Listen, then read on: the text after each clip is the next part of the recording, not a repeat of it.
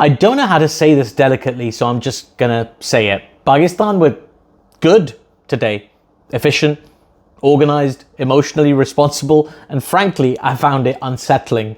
Pakistan beat the USA by 32 runs today at the SSC ground, here in Colombo. They made 190 for 9. The USA replied with 158 for 8, and at no point did it feel like Pakistan were about to implode in the way that has emotionally conditioned an entire fan base over the last 3 decades. This is Pakistan's second win of the tournament, and unlike the Netherlands game, which tried to end several lives in the last over, this one was normal, which is not a word historically associated with Pakistani cricket.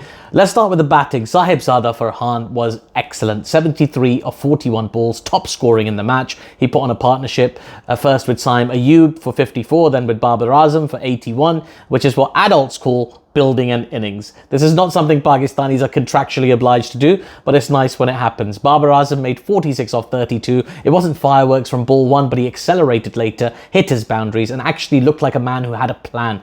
That alone is character development. Then Shadab Khan came in and 30 off 12 for him.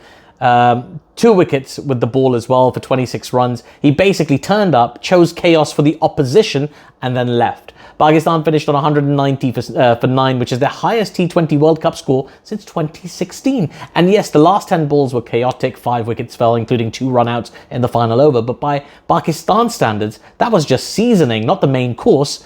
Now, the USA chased. To their credit, the USA didn't just roll over. Shayan Jahangir made 49 off 34 at the top of the order, and Shubham Ranjane made a 28-ball half-century. That's his first 50 in T20 internationals, by the way. There was genuine resistance, but Pakistan spinners quietly suffocated the chase. 5 spinners bowled 16 overs between them and took 7 wickets for 115 runs. That is a brutal stranglehold in T20 cricket. The game never really escaped Pakistan's control once the spinners got into their work. Usman Tariq, playing his first ICC event, took 3 for 27. Shadab took 2 for 26. Abrar Ahmed, Mohammad Nawaz, and even Saim Ayub chipped in. This is the kind of spin attack Sri Lankan pitches are designed for. And for Pakistan, they used it exactly as you expect a competent team to do so, which again, feels off-brand. Even the USA's biggest threat from the previous games, Shadley Shalwick, bowled well again, 4 for 25, but Ali Khan was injured and missed the game, which took a lot of bite out of their attack. Once Pakistan got through their power play and into the middle overs, the momentum never really swung back.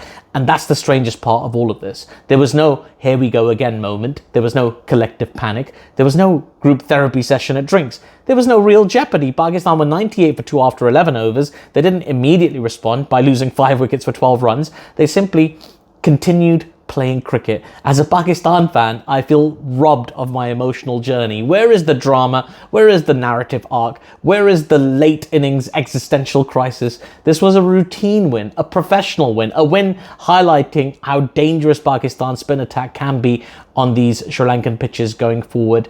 And of course, they exercised the ghosts of the 2024 World Cup where they lost to the USA. They're now top of Group A with 2 wins from 2 matches. And after all the off-field chaos earlier in the week, they're heading into the India game with momentum, which again feels unfair because Pakistan are at their most dangerous when no one knows which version of Pakistan is turning up. Today, we did the basics version, and that's good for the team. It's good for qualification chances. It's good for the tournament structure, but for content, for comedy, for generational trauma, that was deeply inconsiderate of Pakistan.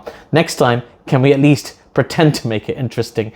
Jokes aside, it was a terrific performance from Pakistan. I think we can be optimistic about their progress in this tournament. The big one's coming up on Sunday at the Premadasa when Pakistan take on India. What will happen then? Only time will tell. But for now, things are going pretty well for Pakistan. What did you think of this Pakistan performance? Were there any performers that caught your eye? Any criticisms of this performance? Let me know in the comments below. Remember to like and subscribe to my YouTube channel. And hopefully see you again very soon.